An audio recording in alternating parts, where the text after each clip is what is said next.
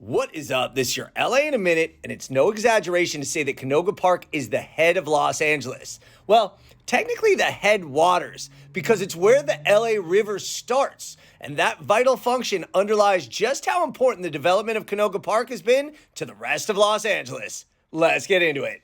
Due precisely to that strategic location at those headwaters of what would become the LA River, the area was originally inhabited by indigenous Tongva, Gabrielino, Kiz, and Chumash people for thousands of years. By the 18th century, that land became colonized by Spanish explorers and then became part of the Mexican land grant Rancho X Mission de San Fernando before being awarded to the United States after the Mexican-American War. The land remained agricultural throughout the rest of the 19th century as farmers and ranchers gradually moved into the area, growing crops such as citrus and apricots.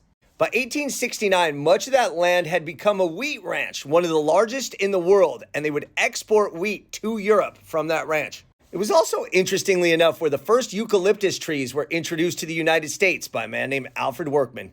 The land remained agricultural through the turn of the 20th century, but with the LA Aqueduct coming in, it was soon obvious that this land was going to become residential. With towns like Van Nuys popping up in the San Fernando Valley, workers raced to build Sherman Way as the main thoroughfare westward through the valley. And on May 30th, 1912, right on Sherman Way in what would become Canoga Avenue, a new town named Owensmouth was opened. Owensmouth being the emphasis of the connection to the Owens River water that was supplying the LA Aqueduct. That said, when Pacific Electric Railroad built a branch line through the area, it designated the depot Canoga, which was named after the town of Canoga, New York, which in turn took its name from the native village of Canoga, meaning place of floating oil. Regardless, Owensmouth was annexed and became part of Los Angeles in 1917. Flush with water and now part of Los Angeles, the neighborhood flourished with small businesses and bungalows popping up along Sherman Way and its arteries. But residents were not smitten with the name Owensmouth, so on March 1st, 1930, they officially changed it to Canoga Park, an ode to the train station. Canoga Park remained a quiet but thriving suburb that would soon attract some major industry. It became a magnet for aerospace, attracting industry titans such as Rockwell, Hughes, Boeing, and Rocketdyne. Canoga Park's growth and prosperity was reflected with the 1964 opening of the Topanga Plaza.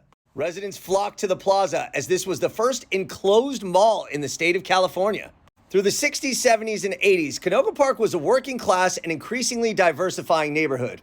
However, as Canoga Park continued to grow, some of the newer neighborhoods seek to differentiate themselves, and in 1987, a portion broke off and became West Hills.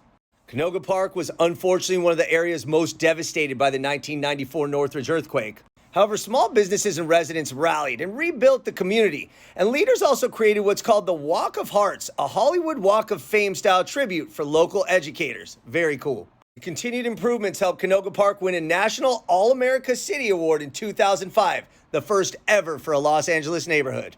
Today, Canoga Park continues to grow and expand, and it's now considered one of the most diverse areas in Los Angeles. Even as malls fall out of favor, Canoga Park stays a step ahead of the curve with areas such as Topanga Social, one of LA's largest food halls.